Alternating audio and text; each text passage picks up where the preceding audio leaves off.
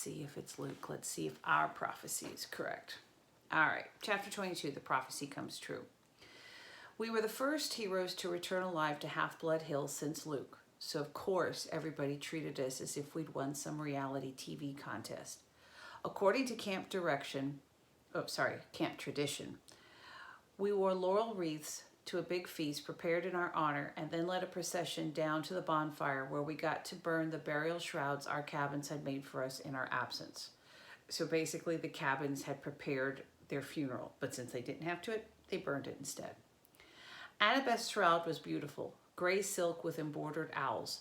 I told her it seemed a shame not to bury her in it. She pushed me and told me to shut up. Being the son of Poseidon, I didn't have any cabin mates, so the Ares cabin had volunteered to make my shroud. They had taken an old bed sheet and painted a smiley face with X'd out eyes around the border and the word loser painted really big in the middle. It was fun to burn.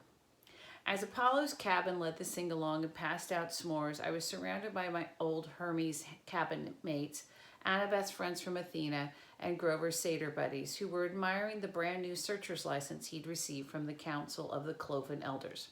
The council had called Grover's performance on the quest brave to the point of indigestion, horns and whiskers above anything we've seen in the past. The only ones not in a party mood were Clarice and her cabin mates, whose poisonous looks told me they'd never forgive me for disgracing their dad. That was okay with me. Even Dionysus' welcome home speech wasn't enough to dampen my spirits. Yes, so the little brat didn't get himself killed, and now we'll have an even bigger head. Well, huzzah for that. In other announcements, there'll be no canoe races on Saturday. I moved back into cabin 3, but it didn't feel so lonely anymore. I had my friends to train with during the day, and at night I lay awake and listened to the sea, knowing my father was out there. Maybe he wasn't quite sure about me yet. Maybe he hadn't even wanted me born, but he was watching. And so far, he was proud of what I'd done. As for my mother, she had a chance at a new life. Her letter arrived a week after I got back from camp. She told me that Gabe had left mysteriously, disappeared off the face of the planet, in fact. She reported him missing to the police, but she had a funny feeling they would never find him. On a completely unrelated subject, she sold her first life-size concrete sculpture entitled The Poker Player to a collector through an art gallery in Soho. She had gotten so much money for it, she put a deposit down on a new apartment and made a payment for her first semester tuition at NYU. That's New York University. The Soho Gallery was clamoring for more of her work, which they called a huge step forward in super ugly neorealism. But don't worry, my mom wrote, I'm done with sculpture. I've disposed of the box of tools you left me. It's time for me to turn to writing. At the bottom she wrote, P.S. Percy, I found a good private school here in the city. I've put a deposit down to hold you a spot in case you want to enroll for 7th grade. You could live at home, but if you want to go year-round at Half-Blood Hill, I'll understand. I folded the note carefully and set it on my bedside table. Every night before I went to sleep, I read it again and tried to decide how to answer. On the 4th of July, the whole camp gathered at the beach for fireworks display by Cabin 9. Being Hephaestus's kids, they weren't going to settle for a few lame red and white and blue explosions. They anchored a barge offshore, loaded it with rockets the size of Patriot missiles. According to Annabeth, who'd seen the show before, the blasts could be sequenced so tightly they looked like frames of animation across the sky, sort of like a flip book. The finale was supposed to be a couple of 100-foot tall Spartan warriors who would crackle to life above the ocean, fight a battle, then explode into a million colors. As Annabeth and I were spreading a picnic blanket, Grover showed up to tell us goodbye. He was dressed in his usual jeans and t-shirt and sneakers, but in the last few weeks he started to look older, almost high school age. His goatee had gotten thicker, he had put on weight, his horns had grown at least an inch, so now he had to wear a Rasta cap at all times to pass as human. I'm off, he said. I just came to say, well, you know. I tried to feel happy for him. After all, it wasn't every day a satyr got permission to go look for the great god Pan. But it was hard saying goodbye. I'd only known Grover a year, and he was my oldest friend. Annabeth gave him a hug. She told him to keep his fake feet on. I asked him where he was going to search first. Kind of a secret, he said, embarrassed.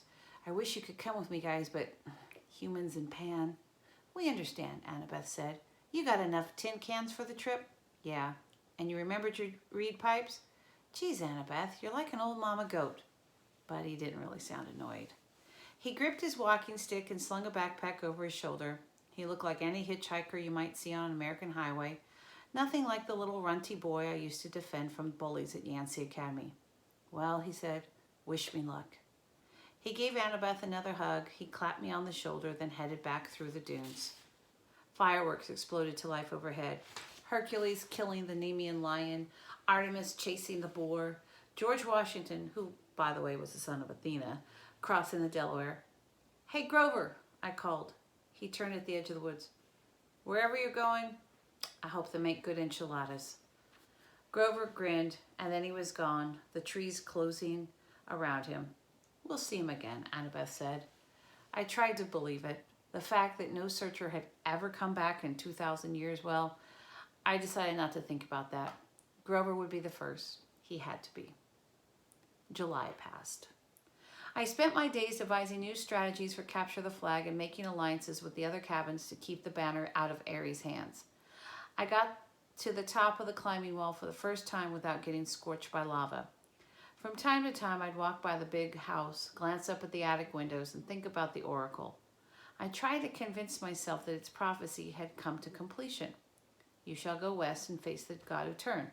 Been there, done that. Even though the traitor god had turned out to be Ares rather than Hades. You shall find what was stolen and have it safely returned. Check. One master bolt delivered, one helm of darkness back on Hades' oily head. You shall be betrayed by the one that calls you friend. This line still bothered me.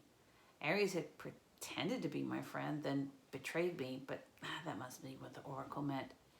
And you shall fail to save what matters most in the end. I had failed to save my mom, but only because I'd let her save herself, and I knew that was the right thing.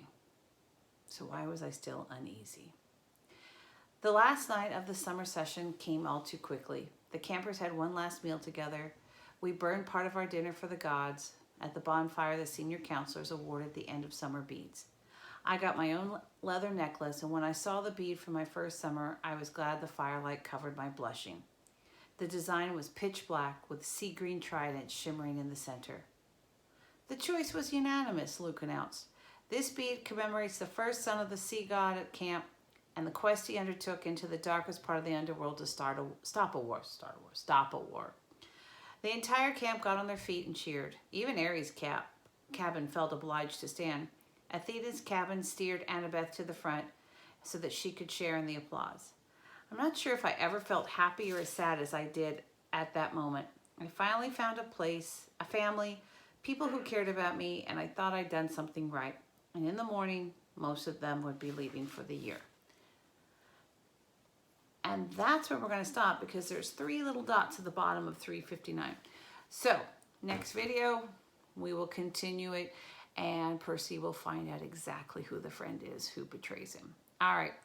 Hope that you are doing all you're supposed to be doing. Hope that you're reading. Hope that you are, staying active and all that. I know for me, I took a nice long walk today. I got to be mom and teach high school math, high school history. Let me tell you about the math. Pay attention for the next 2 years. That's all it is. It's just distributive property, exponents, coefficients. Seriously, open mind, you're going to do this. Anyways, so from me, my office, my dog in the corner, you are loved, you are respected, you are missed. Peace out.